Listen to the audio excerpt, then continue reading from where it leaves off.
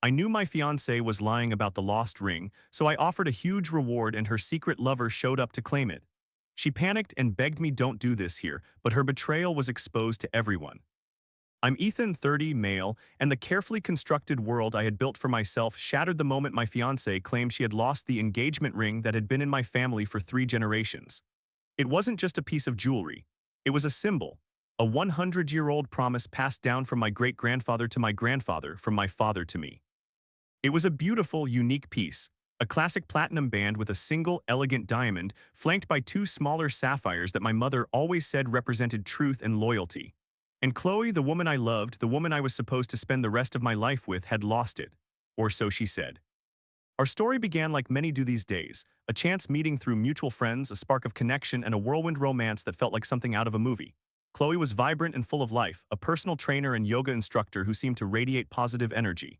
I, on the other hand, was a financial analyst, a man who lived by numbers, logic, and predictable outcomes. She was the beautiful chaos to my structured calm, and for 2 years it worked.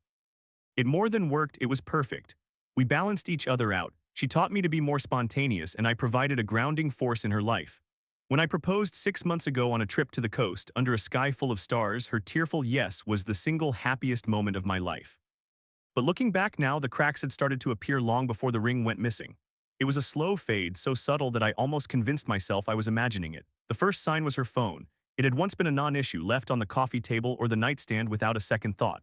About 3 months ago, it became an extension of her hand. It was perpetually angled away from me, and the screen would go dark the second I entered a room.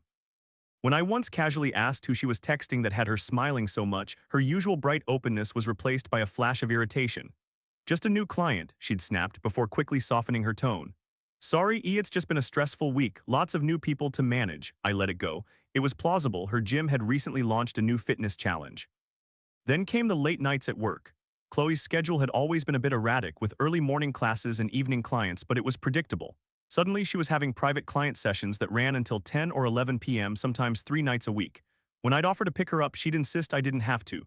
"Don't be silly, you have to be up early," she'd say over the phone, her voice sounding distant and slightly out of breath. "Marcus is locking up anyway, he can make sure I get to my car safely." Marcus, the name had been dropped casually into conversation a few times. He was the head trainer at her gym, a figure she described as a great mentor but totally not my type. She spoke of him with a professional detachment that in hindsight feels laughably fake. I remember one specific evening about a month ago. I had a surprise waiting for her at home, her favorite takeout and a movie she'd been wanting to see. 9 o'clock came and went. Then 10, I called her and she didn't pick up. She finally stumbled through the door just before 11, smelling faintly of something that wasn't Jim's sweat. It was a woodsy, expensive cologne that I didn't own. When I asked her why she was so late, she gave a vague story about a client having a total breakdown and needing extra support. She looked exhausted, but not in the way someone does after a long workout. It was a different kind of weariness, a weariness that couldn't quite meet my eyes. My heart sank a little that night, a cold stone of doubt settling in my gut, but I ignored it. I told myself I was being paranoid, that I needed to trust the woman I was going to marry. The final and perhaps most telling incident before the ring disappeared happened just last week. We were at a friend's barbecue and someone asked to see her engagement ring. Chloe proudly held out her hand, letting the sunlight catch the diamond. I watched her from across the lawn and I saw a flicker of an expression I couldn't decipher. It wasn't pride or joy. It looked more like nostalgia or perhaps even sadness, as if she were looking at a relic from a time that had already passed. Later that day, I saw her standing alone by the fence, twisting the ring on her finger with a troubled look on her face. When she noticed me watching, she quickly dropped her hand and gave me a bright, forced smile that didn't reach her eyes. The cold stone in my gut grew heavier. All these moments, these little red flags, were threads in a tapestry I couldn't yet see, but the picture was starting to form, and it was one I didn't want to look at. The lost ring wasn't the start of the problem. It was simply the dramatic final act of a play that had been running in sec. Read for months. The evening it happened started like any other Tuesday.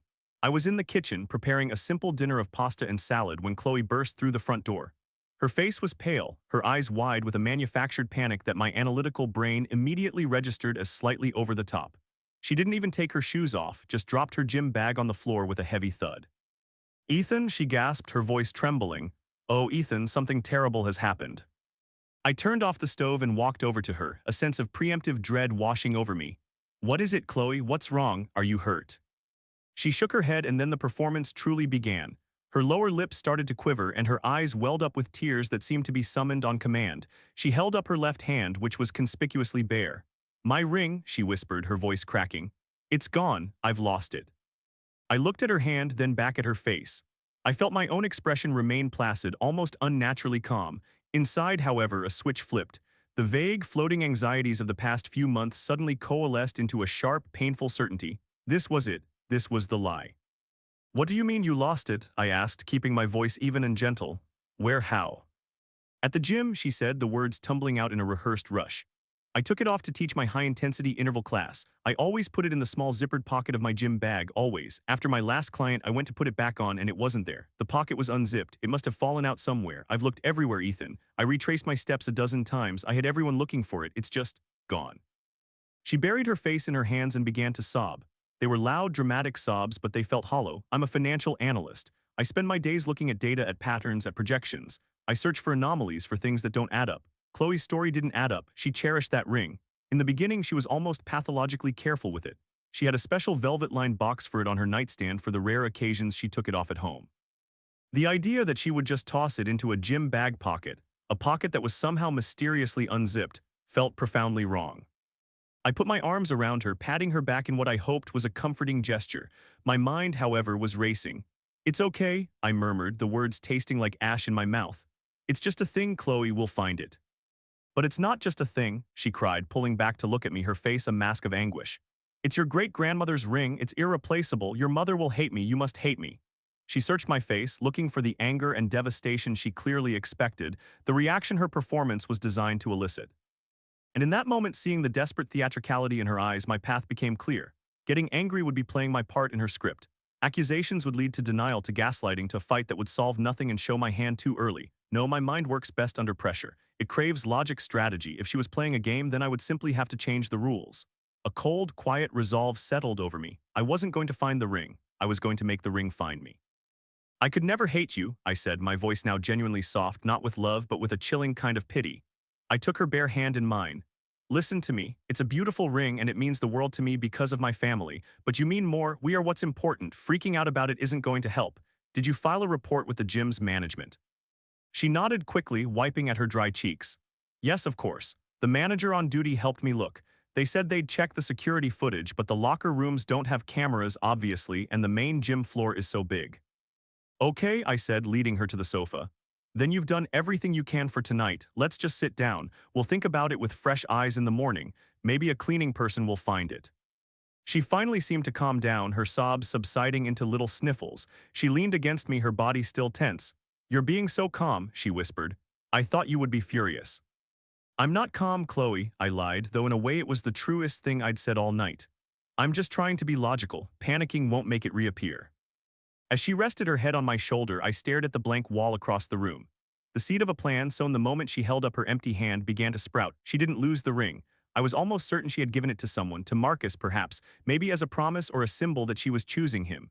It was a reckless, foolishly sentimental gesture, and that recklessness was what I would count on. Person who had the ring wouldn't know its true monetary value, but they would know its sentimental value to her. They would feel safe thinking its loss was the perfect crime. They wouldn't be expecting a trap. They wouldn't be expecting a financial analyst to turn a personal crisis into a calculated market play, with the ring as the asset and a cash reward as the bait. And I knew with a certainty that chilled me to the bone that the bait would have to be irresistible. The next morning, Chloe tiptoed around the apartment as if she were walking on glass. She made me coffee, her expression a careful blend of sorrow and contrition. She kept apologizing, her voice a low, mournful murmur. I played my part, assuring her that it was okay, that we were a team, that we would handle it together. But my mind was already elsewhere, running numbers and scenarios, constructing the framework of my plan. As a financial analyst, my job is to assess risk and predict behavior based on incentives. I was about to apply the core principles of my profession to the ruins of my personal life. After she left for the gym, a place she claimed she dreaded returning to, though she was out the door with remarkable speed, I sat down at my desk and got to work. My first step was research. I knew the ring was valuable, but I needed a precise number. My father had it appraised for insurance purposes a few years ago. I found the paperwork in our home safe. The appraised value was $18,000. It was a significant sum, more than enough to make its loss painful. Now I had to decide on the reward. It had to be a number that screamed desperation, but also no questions asked. It needed to be high enough to override any sentimental attachment the new owner might have, and tempting enough to make them take a risk. A reward of $500 or $1,000 might tempt an honest person who found it by chance, but it wouldn't be enough to entice a thief or a secret lover to come out of the woodwork. They would fear being caught. The reward had to be life-changing enough to make that fear seem like a secondary concern. I settled on $5,000. It was a substantial amount of money, enough to pay off credit card debt, take a lavish vacation, or put a down payment on a car. It was an amount that would make someone's greed overwhelm their caution. It was a figure that said, "I don't care how you got it, I just want it back." Next, I crafted the social media post. I chose the largest, most active local community group on Facebook, one with over 50,000 members. I needed maximum visibility. I wrote the text carefully, infusing it with just the right amount of emotion to seem authentic. Subject: heartbroken, huge reward for return of lost family heirloom. Body: hello everyone, I'm writing this with a heavy heart. Yesterday my fiancée lost her engagement ring, most likely at or near the elite fitness gym on the west side. This ring is not just valuable, it is a one-of-a-kind piece that has been in my family for over 100 years. Its sentimental value is immeasurable. We are completely devastated. I am offering a $5,000 cash reward for its safe return. No questions will be asked. I don't care how you found it or who you are, I just want to have this piece of my family's history back. Please, if you have seen it or have it, contact me directly via private message. Thank you for your help. I attached a high-quality picture of the ring, one I had taken shortly after our engagement, showing every unique detail of its design. The two sapphires flanking the central diamond were the key. It was unmistakable. I hit post, and a strange sense of calm washed over me. The trap was set. The digital net had been cast. The final piece of the plan was managing Chloe. I had to tell her about the reward, but frame it in a way that fit my role as the loving, slightly desperate fiancé. When she came home that evening, I sat her down on the sofa, my expression serious. "I did something," I said, my tone grave. "I hope you're not mad." Her eyes widened with concern. "What did you do?" "I posted a reward online," I confessed. "A big one, $5,000. Chloe's reaction was immediate and fascinating. First, a flash of pure, undiluted panic. Her face went white. It was a fleeting expression, there and gone in a second, but I saw it. It was the look of an amateur card player realizing they've been dealt a hand they can't possibly win. She recovered quickly, replacing the panic with a mask of wide-eyed disbelief. $5,000, she exclaimed, her voice a little too high-pitched. "Ethan, are you crazy? We can't afford to just throw that kind of money away. What if some random person claims they have it just to scam you?" "I've thought about that," I said calmly, countering her pre-planned objection. "I won't hand over any money until the ring is physically in my hand, and it's my money from my personal savings. It's worth it to me to get that ring back, to get our future back on track." I looked at her meaningfully, selling the performance. She wrung her hands, a gesture I now recognized as a nervous tic. But what if the person who finds it is the one who, stole it? Offering them a reward feels wrong. "I don't care if it's wrong, Chloe," I said, my voice firm. "I don't care about punishing anyone, I just want it back." My words were a double-edged sword. On the surface, they were the words of a forgiving fiancé. But underneath, they were a message, a promise to the person who had the ring: "You are safe. Come and get your money." Chloe seemed at a loss. She couldn't argue against my logic without revealing that she knew the ring wasn't simply lost. To protest too much would be an admission of guilt, so she relented, slumping against the cushions. "Okay," she sighed, defeated. "Okay, Ethan, if you think it's the right thing to do." For the rest of the evening, she was quiet and distracted, constantly glancing at her phone. I knew what she was doing. She was contacting him, she was telling him about the post, about the reward, and in her mind they were probably crafting a new story, a new plan, but it was too late. My plan didn't depend on what they would do next. It depended on what they had already done and on the simple, immutable power of human greed. The next 3 days were some of the longest of my life. Living in the same apartment with Chloe was a unique form of psychological torture. I was an actor in a one-man play, performing the role of the hopeful, supportive fiancé while my insides were twisted in knots of anger and grief. Every shared meal was tense, every conversation a minefield of potential missteps. I watched her like a hawk, noting every hushed phone call she took in the other room, every time she jumped when her phone buzzed with a new message. She was on edge, a tightly coiled spring of anxiety, and her unease only strengthened my resolve. The social media post, meanwhile, had taken on a life of its own. It was shared hundreds of times. The comments section was a flood of sympathy and well wishes. "Oh, I really hope you find it. It's beautiful," one person wrote. "Checking our security cameras now, we live near that gym," another offered. A few people sent me private messages claiming to have found similar rings, but a quick look at the photos they sent proved they weren't mine. Each false alarm was a small jab of disappointment, but my core belief in my plan remained unshaken. It was a waiting game, and I was patient. Chloe would ask for updates, her tone laced with a false hope that grated on my nerves. Anything yet? She'd ask, peering over my shoulder as I scrolled through my phone. A few leads, but nothing concrete, I'd reply, keeping my voice neutral. We just have to be patient. Her relief at each dead end was palpable. She clearly hoped the post would just fade away, buried under the endless stream of online content. She probably thought that if enough time passed, I would give up and they would be in the clear. She underestimated me. She underestimated the power of a $5,000 incentive. On the third night it happened. I was sitting on the couch pretending to watch a basketball game while Chloe was in the shower. My phone vibrated on the coffee table. It was a new message request on Facebook.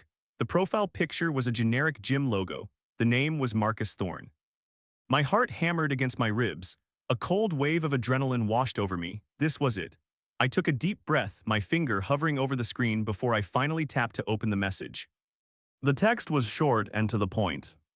Marcus Thorne, hi, I think I might have the ring you posted about. I work at Elite Fitness. One of our cleaning crew found it in a dustbin in the women's locker room and gave it to me since I'm the head trainer. I was going to put it in the lost and found, but then a friend sent me a screenshot of your post. Looks like the same one.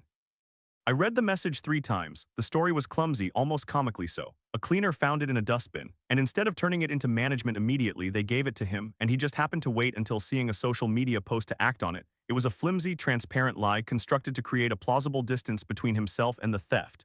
He wasn't the thief, he was the helpful middleman. He was trying to establish himself as a hero. My hands were trembling slightly as I typed my reply. I had to maintain my character as the grateful, slightly naive fiancé. Me, oh my God, seriously, that would be incredible. Can you send me a picture of it just so I can confirm? A minute later, a photo appeared on my screen. There it was, my great-grandmother's ring. The unmistakable platinum band, the brilliant central diamond, and the 2 deep blue sapphires on either side. It was sitting on what looked like a wooden desk, illuminated by a lamp. Seeing it in someone else's possession, offered back to me for a price, sent a surge of pure, cold rage through my veins. I forced it down. Emotion was a luxury I couldn't afford right now. Me, that's it, that's the one. You have no idea how much this means to me. Thank you, thank you, thank you. I'd be more than happy to give you the $5,000 reward. Marcus Thorne, wow, that's really generous of you. I'm just happy I could help. The cleaner who found it will be very happy with the tip. He was already trying to launder the money through a fictional person. It was pathetic. Me, of course, when and where would be a good time to meet? I can come to you whenever you're free. Marcus Thorne, how about tomorrow? I have a break around 1 p.m. There's a coffee shop, The Daily Grind, not too far from the gym. We could meet there. The Daily Grind, a public place, neutral territory, it was perfect. Me, 1 p.m. at the Daily Grind tomorrow sounds perfect. I'll be there. I'll have the cash with me. I can't thank you enough, Marcus. Marcus Thorne, no problem, see you then. I put my phone down, my mind racing a million miles an hour. The bait had been taken. The fish was on the line. Now all I had to do was reel him in, and I had to make sure Chloe was there to witness the catch. The sound of the shower turning off in the bathroom signaled that my time was up. I quickly deleted the message thread from my phone. Facebook's unsend feature was a godsend. I couldn't risk Chloe seeing it. When she walked into the living room, wrapped in a towel, I looked up from the TV and gave her a small, sad smile. Any news? She asked, her voice soft. No, I said, shaking my head, nothing yet. The next morning, I woke up with a singular focus I hadn't felt in years. The grief and confusion that had clouded my mind were gone, replaced by the sharp clarity of a man with a mission. The first part of my plan was complete. Now it was time for the second, more delicate phase, ensuring Chloe's presence at the final reveal. I went to the bank as soon as it opened and withdrew $5,000 in crisp $100 bills. Holding the thick envelope of cash felt surreal. It was bait, but it was also a symbol of everything I had lost, not the money itself, but the future it was supposed to help build. My biggest challenge was getting Chloe to the Daily Grind at 1 p.m. without raising her suspicions. I couldn't just tell her we were meeting the man who found her ring. Her guilt and panic would make her refuse to go. I needed a clever pretext, a Trojan horse to get her through the cafe doors. And then it came to me, the perfect cover story, one that would prey on her own narrative of our relationship. I called her around 11 a.m. She was at the gym, and her voice was a little breathless. Hey, what's up? I infused my own voice with a newfound energy and optimism. Hey you, I have a surprise for you. A surprise, she asked, a note of suspicion in her tone. What kind of surprise? A good one, I said warmly. Listen, I've been doing a lot of thinking about this whole ring situation, and I realized I've been handling it all wrong. I've been so focused on the ring itself, on the logistics, that I haven't been focusing on you. I haven't been the supportive fiancé you deserve, and I want to fix that. There was a pause on the other end of the line. I could almost hear the gears turning in her head. What do you mean? I mean I want to take you out, I said. Let's forget about the ring for an afternoon, let's just be us again. I made a reservation for a late lunch at that new bistro you wanted to try, the one downtown, but first I want to start with coffee, just to talk. There's a nice little place called the Daily Grind. Can you meet me there at 1 o'clock? We can just relax, reconnect, and then head to lunch. I had dangled the perfect bait. I was offering her exactly what she thought she wanted. A return to normalcy, an admission of my own fictional fault in handling the situation, and a romantic gesture. To refuse would be to contradict the very image of the loving relationship she was trying to project. Oh, she said, her voice softening, Ethan, that's really sweet, you don't have to do all that. Yes, I do, I insisted. It's important for us, so what do you say, the Daily Grind at 1? Okay, she finally agreed, the relief in her voice evident. Yes, okay, I'll see you there. Great, I can't wait to see you, I said and hung up. I leaned back in my office chair, a bitter taste in my mouth. It was disgustingly easy to manipulate someone when you knew exactly what lies they wanted to believe. I arrived at the Daily Grind 20 minutes early. It was a bustling place, filled with the aroma of roasted coffee and the low hum of conversation, the perfect venue for a private drama to unfold in public. I chose a table near the back, one that had a clear view of the entrance but was also slightly tucked away. In a corner, I sat with my back to the wall, a clear line of sight to the whole room. I ordered a black coffee and waited, the envelope of cash feeling like a lead weight in my jacket pocket. My heart was pounding a steady, heavy rhythm against my ribs. I ran through the plan one last time. Marcus would arrive, I would greet him calmly, I would have him present the ring. Once the ring was on the table, Chloe would arrive, the trap would spring. There were 1,000 things that could go wrong, but my analyst's brain had run the probabilities. This was the most likely outcome. At 5 minutes to 1, Chloe walked in. She looked beautiful, dressed in a stylish sundress, a bright smile on her face. She spotted me and her smile widened. She was playing her part perfectly. As she walked toward me, I felt a pang of something that might have once been love, now curdled into a deep, profound sorrow for the man I was just a few weeks ago, the man who would have seen her walking toward him and felt nothing but joy. Hey you, she said, leaning down to kiss my cheek. This is so nice. I'm sorry I've been so stressed and distant lately. Don't worry about it, I said, my voice gentle. I'm the one who should be sorry, I'm just glad you're here. I gestured for her to sit in the chair opposite me, the one facing the door. She had to see him walk in. She sat down, her mood visibly lighter than it had been in days. So, where are we going for this fancy lunch of yours? You'll see, I said with a mysterious smile. First, let's just enjoy our coffee. We made small talk for a few minutes. I asked about her day, she asked about mine. It was a hollow, meaningless script. All the while, my eyes kept flicking toward the door, my entire body buzzing with anticipation. And then at exactly 1 o'clock, the little bell above the door chimed. A man walked in. He was tall, with the sculpted, muscular build of a serious gym enthusiast, wearing a tight-fitting polo shirt and jeans. He had short, dark hair and a confident swagger. He scanned the room, his eyes searching. I knew instantly it was Marcus. Our eyes met for a brief second across the room, a moment of silent acknowledgement. Chloe hadn't noticed him yet. She was stirring her latte, telling me a story about a funny client. I told her, she was saying with a laugh, if you want abs, you can't just wish for them. Her voice trailed off. She had followed my gaze to the man who was now walking directly toward our table. Her smile froze on her face. The color drained from her cheeks, leaving her skin a pasty, sickly white. The spoon she was holding clattered from her fingers, falling into her saucer with a loud clink. Her eyes widened in pure, unadulterated horror. She looked from the approaching man to me and back again.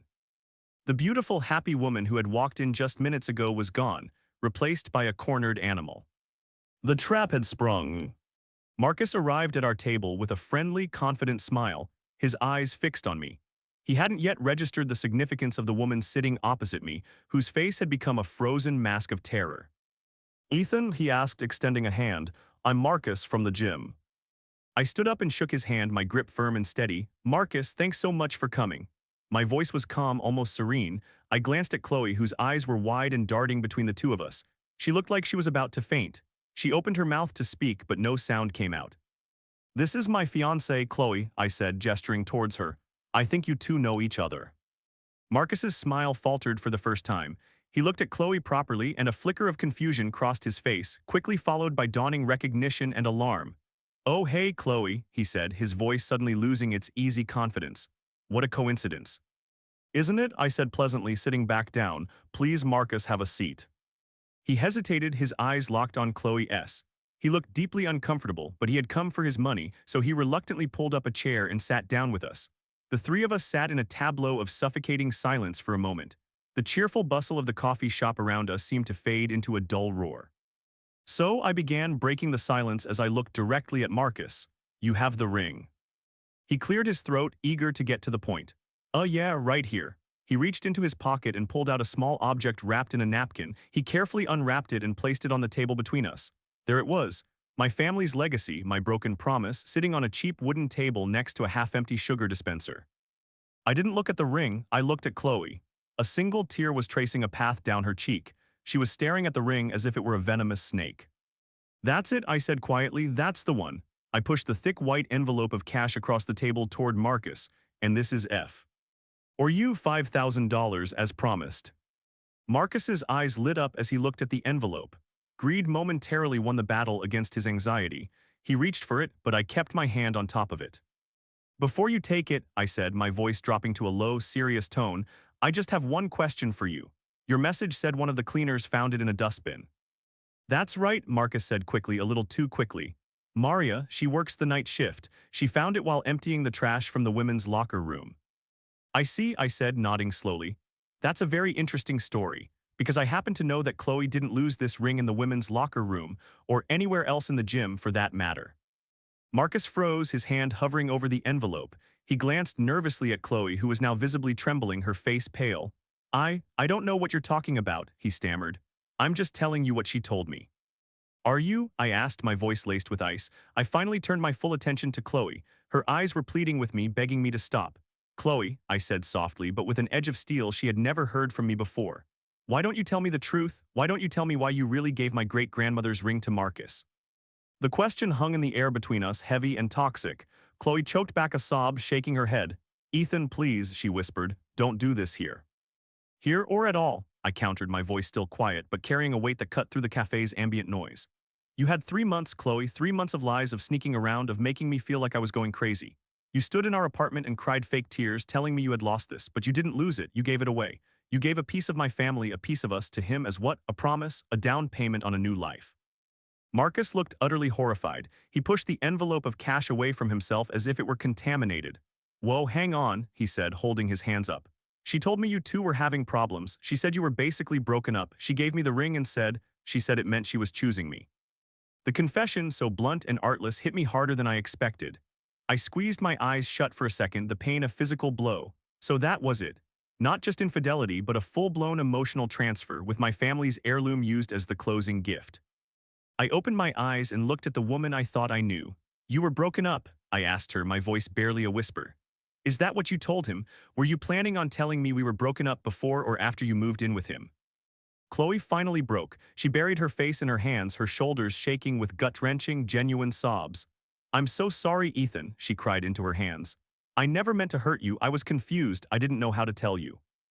You didn't know how to tell me, I repeated, the words flat and dead. There was nothing left to say. There was no argument to be had, no explanation that would suffice.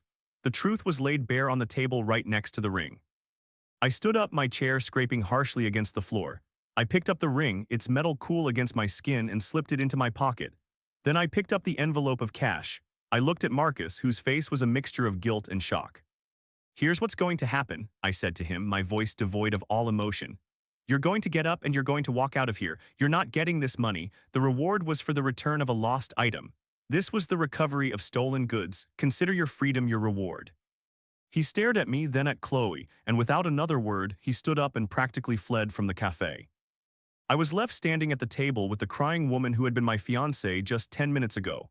I looked down at her, not with anger, but with a vast, empty sense of pity. It's over, Chloe, I said softly. Pack your things. I want you out of the apartment by the time I get home tonight. I didn't wait for a reply. I turned and walked away, leaving her sitting alone with her lies and her tears. As I pushed open the door and stepped out into the bright afternoon sun, I didn't feel triumph. I didn't feel revenge. I just felt the profound, aching relief of a man who had finally woken up from a very long and terrible dream. Walking away from that cafe was one of the hardest things I've ever had to do. Every instinct screamed at me to turn back, to yell, to demand more answers, to unleash the torrent of rage and hurt that was churning inside me. But I didn't, I just kept walking. My composure in the cafe hadn't been an act of strength, it had been an act of survival. If I had let the anger out, I would have shattered into a million pieces right there on the pavement. I didn't go home right away, I couldn't, I drove.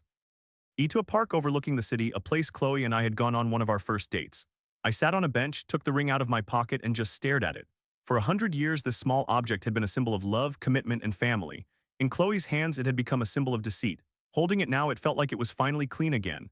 It was just a ring, a beautiful piece of my history that I had successfully reclaimed.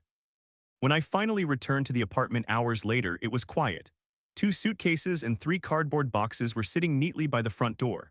Chloe was sitting on the edge of the bare mattress in our bedroom, her eyes red and swollen. The vibrant energy that had once defined her was gone, replaced by a hollowed-out exhaustion.